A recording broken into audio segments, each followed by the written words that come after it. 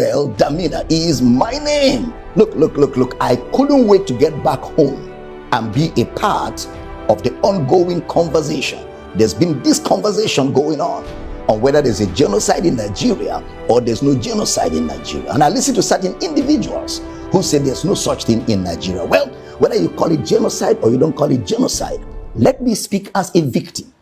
I am not just a student of research, but I'm speaking as a victim of these gruesome circumstances around the Nigerian people, where innocent lives have been taken away by some people who think they have more right than others in this nation.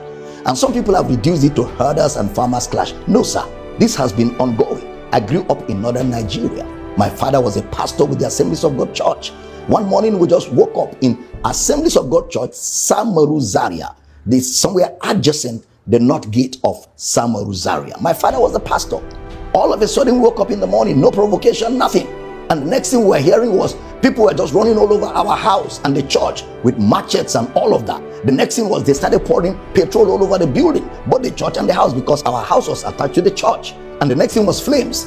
Everything was burned right down to ashes. We narrowly escaped, found a place where we could shelter ourselves in the military barracks. Eventually, they brought us back to the lecturers' quarters of ABU Zaria, and we had to camp with a family for weeks and months before we could rebuild and start life all over again. That is long.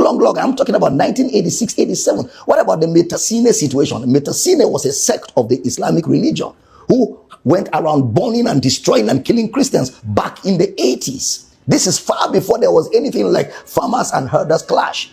Then fast forward. What about in the year 2000, where over 2,000 people were killed in Kaduna?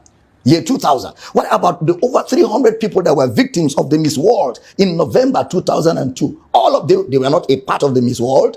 They were just on their own. Something happened somewhere else and they became victims of it. Lives were killed, houses were destroyed. And whenever they are carrying out this charade, they will be shouting, Allahu Akbar, Allahu Akbar. And they will carry their matches and carry whatever they have. And they will move in their numbers.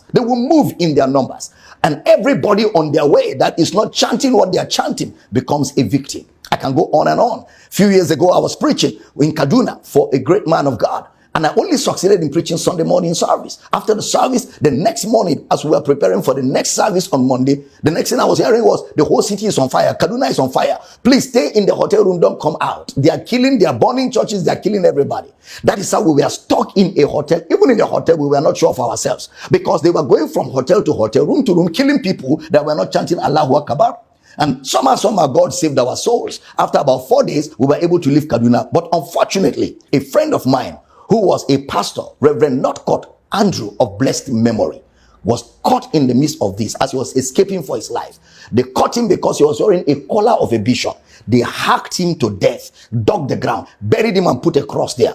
It is that little wooden cross that made people know that there was a corpse in that place. And this, my friend, was buried.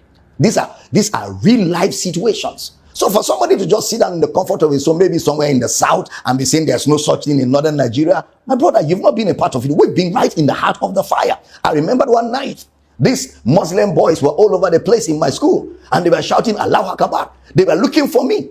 I had to escape. That night, my saving grace was that I found a female hostel and I slept under the bed. By the next day, I left town. For what? I did nothing. No provocation. Just because I am preaching the gospel. And of course, some of them believe that once you are not of the Islamic faith, you are an infidel. And they believe that if you kill an infidel, you will sleep with 7 virgins. All of this kind of indoctrination that leads to violence at the slightest provocation, whether it has to do with the people or not, you just get on the streets. What about the Reinhard Bonnke crusade?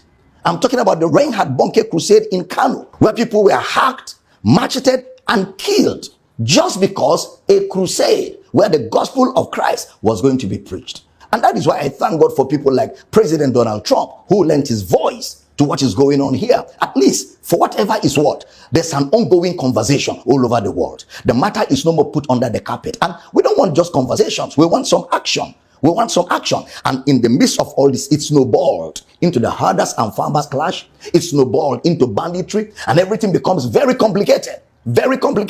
And people are dying by the day. There are people in northern Nigeria, places like Borno State, places like Plateau State, places like Benue State, places like southern Kaduna, where whole villages have been taken over by some of these bandits, by some of these Islamic extremists, by some of these Boko Haram people. They've taken over whole villages, driven the villagers away. And somebody said there is no such thing in Nigeria. Why do we have IDP camps? Why do we have IDP camps when we never had an earthquake? We never had an earth tremor. Why do we have IDP camps when there is no natural disaster? Other than the fact that people are being made victims of what they have no knowledge of. In a secular state like Nigeria, where all religions are permitted to be practiced, this ought not to be allowed. This ought not to be allowed at all. Our government have a duty. Now, when you live in a country like that, where you don't know what becomes of you the next day, you go out, you don't know if you're going to come back. When you go to church, you're not sure if you're going to come back. When you live in such a country, it's almost as if there's no government. And because the first responsibility of government is security of lives and properties. That's the first responsibility of government, whether at the federal level, at the state level, or at the local government level. Because the population don't have access to arms. But unfortunately, some of these bandits, some of these terrorists, some of these extremists, they are carrying AK-47s, and you wonder where did they get them from? In fact, it's unfortunate that at a point in Nigeria, there was even a local government in Borno State where Boko Haram drove all our Nigerian security forces and put their flag there. It's very unfortunate. And the government of Nigeria needs to do something quickly. Otherwise, where this is taking us to, we do not know. This has to come to an end. The ADP camps need to be emptied. Let people go back to their homes. Let people go back to their villages. Let people go back to their farmlands. Let people go back to their habitations so that they can live normal lives. So they can live the life they are supposed to live on earth. You know, this is very important. And this conversation is so critical at this time. And it's critical that I add my voice to it as a victim of this situation in a country like Nigeria. And I'm believing God that the day has come when this menace will surely come to an end. God bless the Federal Republic of Nigeria. Amen.